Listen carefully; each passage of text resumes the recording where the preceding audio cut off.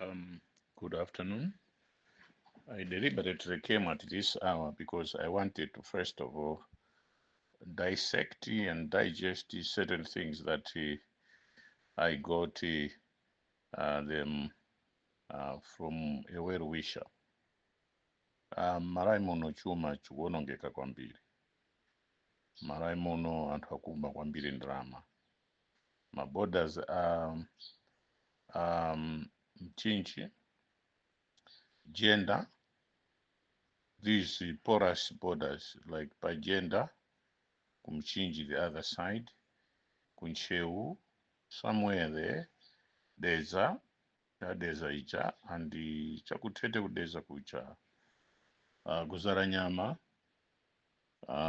kuno kumloza, kumachinga uko, kukutuluka zinthu zambiri. Zina zuzera kwa makanjira ku Fort Magwaya. Amakwera stima pasalima paja, ngati akufuna kupita kaya kunkhotakota or kunkhatabe, koma amapita pasidya pamakanjira nkutulusa zinthu zopsa drama zakuba china chilichonse. Zina akukakwerera pankhatabe paja pamabwera boti limatenga anthu kupita nawo pasidya kusongea mbambabe akutulusa zinthu zambiri kwa basi.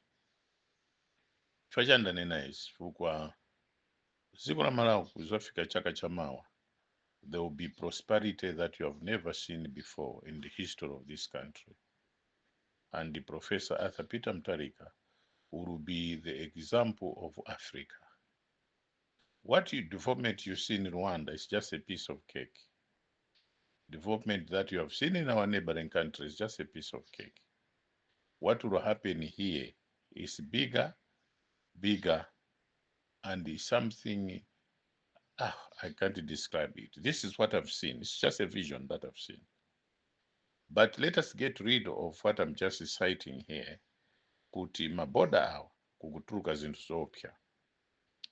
And chaku Mwanza uko amakhala ngati akuopa koma there is a place somewhere between Sangano and Mwanza mneno, somewhere there pakutulukaso zinthu zopsa kwambiri zimene certain Indians and other tribes from foreign countries are passing through ndalama zathu in dollars, in large numbers, dollars, our hard currencies, our kasintha nearby. And we know case for Mozambique, and any amount of money, Malawian money, you can carry. So it's easy. To make Malawi great again, you should be aware. Don't worry with the slow contributions that you're experiencing.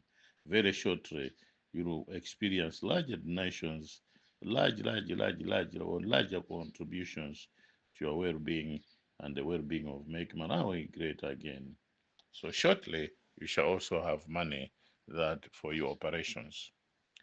Ku South Africa kukupita chambo cha fresh, kukupita usipo fresh, kukupita even some ng'ombe zatu akapa zimachita out is cheaper and sweeter.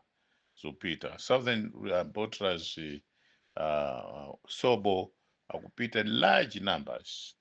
Ntochi za Malawi muno zambiri mbatata zikutuluka in tons and tons and tons and tons. And at the end of the day, Malawi gets nothing out of all this. And the soil of a Malawian man, a Malawian kid, a Malawian person, zikupita maiko ngati South Africa, Lesotho, Swaziland. But when Malawians are in these countries, akwamenya, kwathamangisa, kwatani, navaso chisoni kwambiri pankhani ya mwana wa Mugabe ku South Africa. They framed him up, an innocent chap. There are certain people that wanted to do something kwa mwana uja, because of God and his ancestors have protected him a lot. And today we see him alive because of the Lord God Almighty, one of Israel, who is protecting that chap. The Malawians are suffering quite a lot. Malawians are, beaten left and right in South Africa. Malawians are not respected. But look at our wealth here. It ends up in the hands of the South Africans, white, who are abusing whatever that we may have here. But anyway, such is life. We also used to do that in the past.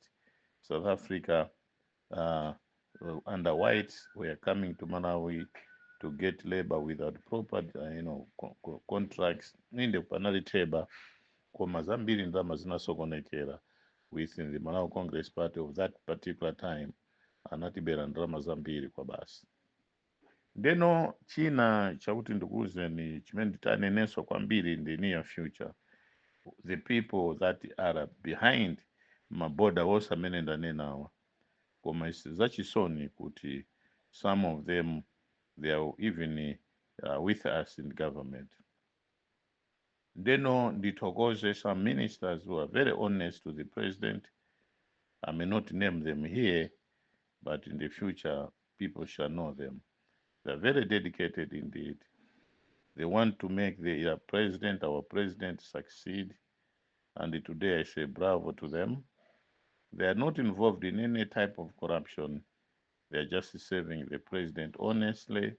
They are serving the president according to their oath of office or offices that they gave, and that assurance that they gave our state president.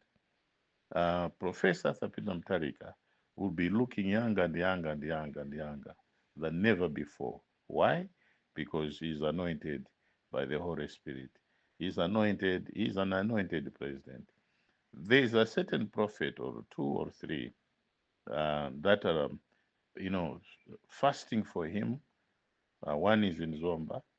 Please listen to that prophet in Zomba, because God is working wonders through him.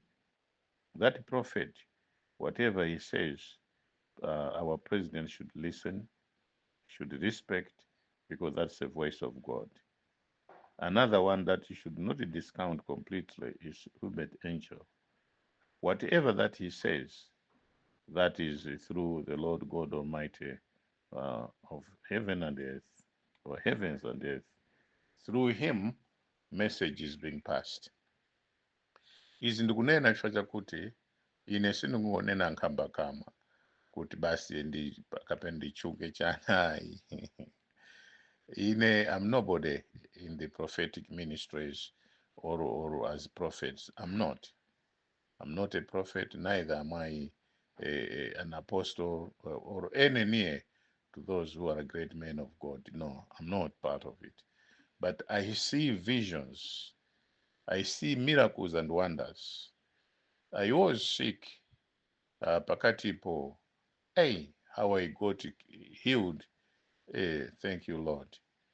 From nowhere, everything disappeared. Sugar disappeared. BP disappeared. Whatever that was there, whether any sign of any infection in kidneys, whatever, liver, whatever, is so normal. This can only be God. The greater he is, the better for my living and the greater for my well-being. They know I'm not a prophet, neither am I an apostle or a teacher or a reverend. I'm nobody. I should repeat this. I'm nobody. But the visions that I see, like what I see next year, Malawi will never be the same. Take it, Malawians, whatever that I say, take it very seriously. Because Nduwona Ngatakuta is a usual, recording or VN. No, it's not a usual one. Please listen to me. It's not. Ndimayesesa kuti sometimes ndiboore pena pake kuti kapena people can understand, koma ndikuona kuti anthu sakutani sakumvesesa. Ndeno nangokhala chabe pang'ono kuti asiyeni in future azamva okha. China chimene ndati ndinene pano ndi ichi. Amalawi muno Malawi mwapanga zinthu zopsa, mwabedwa ndalama zopsa. Seru iyi mukunena apa iyi yachani ya Amaris Hotel. It was already done. Ndalama zawo MCP anatenga pokari chinachi. So amene abwera nyuwani, they are trying to stop it, but it's too late for them. Even if they say it has already been overpowered. Yeah, already been done. My hotels that are being, constructed. Ndi ndalama zankhani nkhani zapita. Anthu aba ino amalawi chisoni. Misewu yakwamakanjira mangochi. Amalawi sakwamvera chisoni anzawo ayi. Msewu amangochi mankibe. Kuti. Msewu aliwonde pakazomba. Wamachinga. Aparombe kwa Nkurambe kuchilinga kupita kose kupaka kumloza. Misewu yochoka pachikwaza kumulanje kupita kwa Mbiza. Ayi ndithu. Muthekerani mosemo. Ayi ndithu. Pamisewu inofunika kwambiri amapanga nthochi kwambiri kuchoka panthunga kutyora apa pa ujeni pa tea plantation ya chani kupita paka kumapiri kuja constituency ya china ndani mchacha msewu uje ndofunika kwambiri choma kaonaso chikwawa choncho.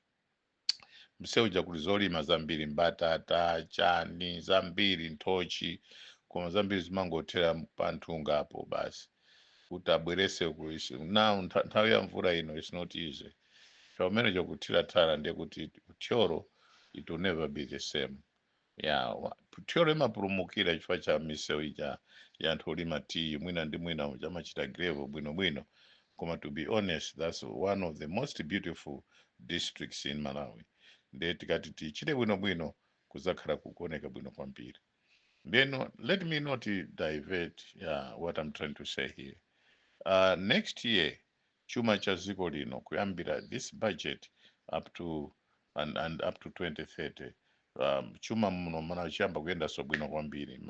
There will be a lot of dollars, a lot of developments taking place, and the people will have confidence in the president once again and respect for the presidency that missed so for so many years since the dawn of multi-party in Malawi here.